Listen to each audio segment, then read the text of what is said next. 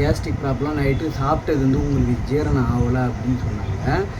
அதுக்கப்புறம் அப்படியே இந்த கையில் வந்து ஊசி போட்டாங்க, இங்கே ஊசி போட்டாங்க. அதுக்கப்புறம் இங்கே ட்ரிப்ஸ் ஏற்றுறதுக்காக இங்கே கடப்பாறை மாதிரி அந்த ஊசி இங்கே போட்டாங்க ரைட் ஹேண்டில்.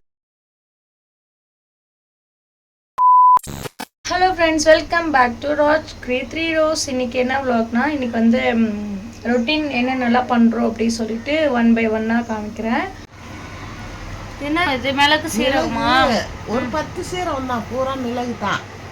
கொதிக்க வச்சு பணம் எல்லாம் பணங்கள் கொண்டு போட்டு வடிகட்டி அப்படியே குடிக்க வேண்டியதுதான்.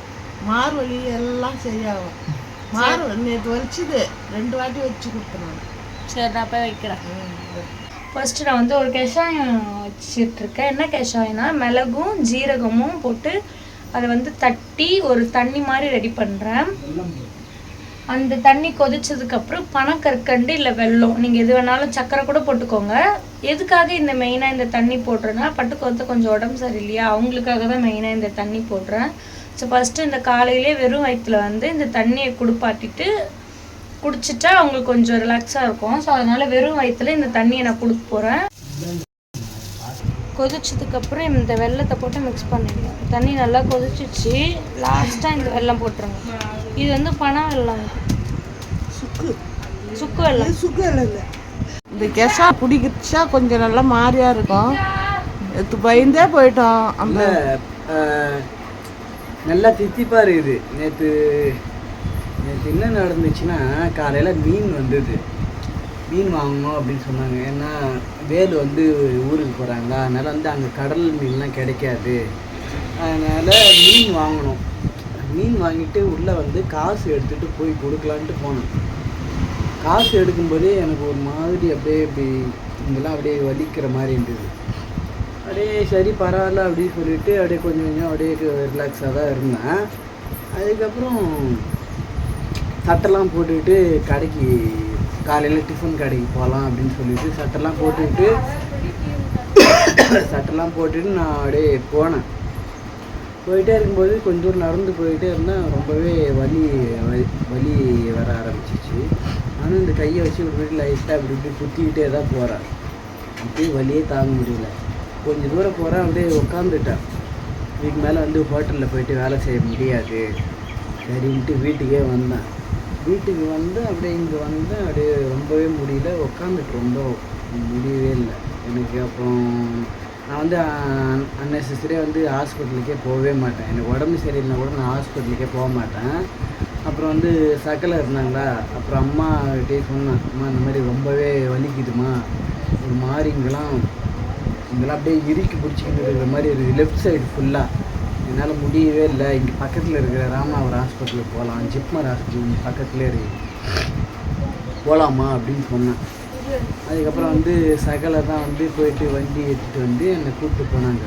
அவ்வளோ பெயின், இப்படி தலையை ஆட்டினாக்கா வலிக்குது, கையெல்லாம் அசைச்சாக்கா வலிக்குது, ஒன்றுமே முடியவே இல்லை. அப்புறம் வண்டியில் அப்படியே உட்காந்துக்கிட்டே போனேன்.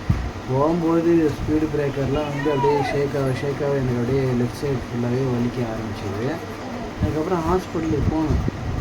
ஹாஸ்பிட்டலில் போயிட்டு வண்டியெல்லாம் வந்து பார்க் பண்ணிவிட்டு உள்ளாரே போகவே முடியல, அப்படியே உட்காந்துட்டேன். அதுக்கப்புறம் சகலை தான் அப்படியே கையை பிடிச்சிட்டு இருந்துட்டு அப்படியே போனாங்க. உள்ளார போனால் டாக்டர் இருந்தாங்க.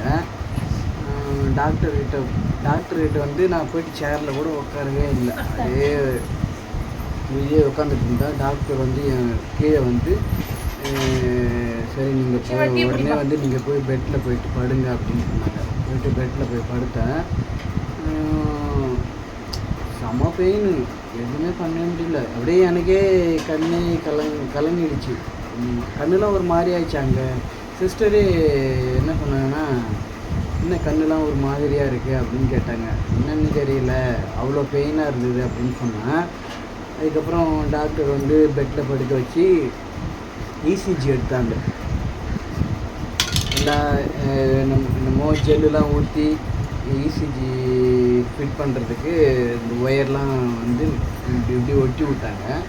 ஒட்டி விட்டு ஃபஸ்ட்டு இசிஜியில் வந்து அவங்க ஏதோ பேசிக்கிட்டாங்க, ஒரு டாக்டர் இன்னொரு டாக்டர் இன்னும் பேசிக்கிட்டாங்க.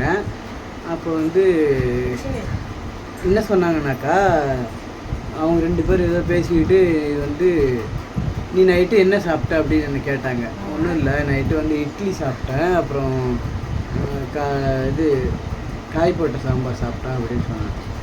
அப்புறம் என்ன சாப்பிட்டேன்னு கேட்டாங்க. வேறு எதுவும் எத்தனை இட்லி சாப்பிட்டேன்னு கேட்டாங்க. ஒரு 5 இட்லி சாப்பிட்டேன்னு சொன்னாங்க. சரின்னு கேட்டுட்டு அதுக்கப்புறம் அவங்க போயிட்டு மறுபடியும் வந்தாங்க. அவங்க வந்து மெயின் ஜிப்மருக்கு வந்து பெரிய பெரிய பெரிய டாக்டர்லாம் இருக்காங்களா, அவங்கக்கிட்ட கேட்டிருக்காங்க போல். அந்த டாக்டர் என்ன சொல்லியிருக்காங்கன்னு தெரியல. அதுக்கப்புறம் வந்து உங்களுக்கு இசிஜி ஓகே தான், இந்த கேஸ்ட்ரிக் வந்து இருந்திருக்கு, அதனால தான் உங்களுக்கு அந்த மாதிரி வந்திருக்கு அப்படின்னு சொன்னாங்க. அப்புறம் வந்து ஜீரண ப்ராப்ளமும் இருந்திருக்கு, நைட்டு சாப்பிட்டது கேஸ்ட்ரிக் ப்ராப்ளம் வந்ததுனால வந்து உங்களுக்கு அந்த வலி வந்திருக்கு. அதுக்கப்புறம் அப்படியே இந்த கையில் வந்து ஊசி போட்டாங்க, இங்கே ஊசி போட்டாங்க. அதுக்கப்புறம் இங்கே ட்ரிப்ஸ் ஏற்றுறதுக்காக இங்கே கடப்பாறை மாதிரி அந்த ஊசி இங்கே போட்டாங்க ரைட் ஹேண்டில். அது வந்து செட் ஆகலை, நரம்பு தெரியல பொழுது. அதுக்கப்புறம் மறுபடியும் லெஃப்ட் ஹேண்டில் வந்து நரம்பு தேடி பிடிச்சி அப்புறம் வென்ஃப்ளான் போகிறதுக்காக ஊசி போட்டாங்க. அதுக்கப்புறம் வந்து ட்ரிப்ஸ் ஏறிச்சு, ஒரு 1.5 மணி நேரம் ஏறிச்சு. அதுக்கப்புறம் வந்து அது கொஞ்சம் கொஞ்சமாக உள்ளே போக எனக்கு தெரியுது, அப்படியே உடம்புலாம் ஃப்ரெஷ் ஆகுது, ஏதோ எனர்ஜி ஆகுது. பெயின் வந்து 90% வந்து பெயின் குறைஞ்சிச்சு, 10% மட்டும் பெயின் இருந்தது. அப்புறம் டாக்டர் வந்து ஒரு 1.5 மணி நேரம் கழிச்சு வந்தாங்க. காலையில் மணி எத்தனை மணி 7:10க்கு 7:15க்கு ஆச்சு. அப்போ ஹாஸ்பிட்டலுக்கு போட்டேன். அப்புறம் வந்து வீட்டுக்கு வரும்போது மணி 10:30 10:45 இருக்கும். வீட்டுக்கு வந்தேன். அப்புறம் வந்து டாக்டர் சொன்னாங்க, நீங்கள் வந்து சாப்பிட்றதுலாம் வந்து கொஞ்சம் பார்த்து கேர்ஃபுல்லாக சாப்பிடுங்க அப்படின்னு சொன்னாங்க. அதுக்கப்புறம் மறுபடியும்லாம் வந்து இந்த மாதிரி வலி வந்ததுன்னா உடனே வந்துடுங்க. கொஞ்சமாக முதல்ல வந்து வலிக்குதுன்னு சொல்லுவீங்களா, அதே மாதிரி வலிச்சிங்கனாக்கா மறுபடியும் நீங்கள் வீட்டிலலாம் இருக்காதீங்க, வலிச்சிங்கன்னா ஹாஸ்பிட்டல் வந்துடுங்க அப்படின்ட்டு சொன்னாங்க. சரி டாக்டர் அப்படின்னு சொல்லிட்டு வந்துட்டேன். அது வரைக்குமே சகலை தான் கூடவே இருந்தாங்க.